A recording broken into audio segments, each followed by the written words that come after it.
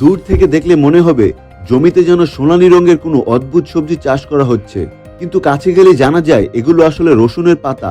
আরো অবাক করার বিষয় হলো এখানে কৃষকেরা রসুনের কোয়া নয়, বছরের পর বছর ধরে চাষ করছেন শুধু রসুনের পাতা, আর সেটিও এক বিশেষ পদ্ধতিতে। সাধারণ রসুনের পাতা সবুজ হয়, কিন্তু এই পাতাগুলো উজ্জ্বল হলুদ বা সোনালী রঙের। চীনে এগুলো হলুদ রসুনের পাতা বা গোল্ডেন গার্লিক স্যুট নামে পরিচিত, এবং স্বাদে এগুলো সাধারণ সবুজ পাতার তুলনায় আরো কোমল, মিষ্টি ও সুগন্ধি বলে ধরা হয়।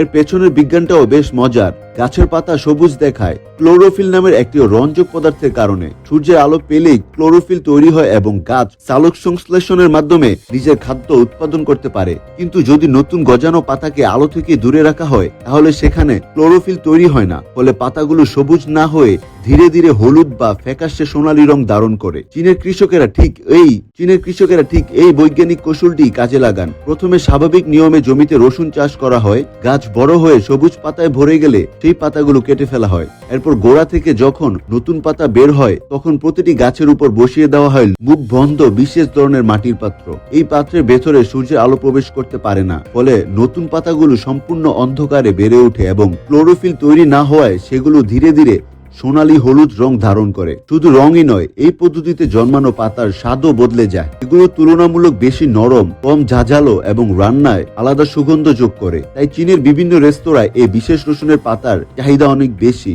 এটি সাধারণ কৃষি কৌশল আর সামান্য বৈজ্ঞানিক জ্ঞান ব্যবহার করে কৃষকেরা এমন একটি প্রিমিয়াম সবজি উৎপাদন করেছেন যা বাজারে উচ্চ দামে বিক্রি হয়। এটি প্রমাণ করে কখনো কখনো কৃষিতেও সবচেয়ে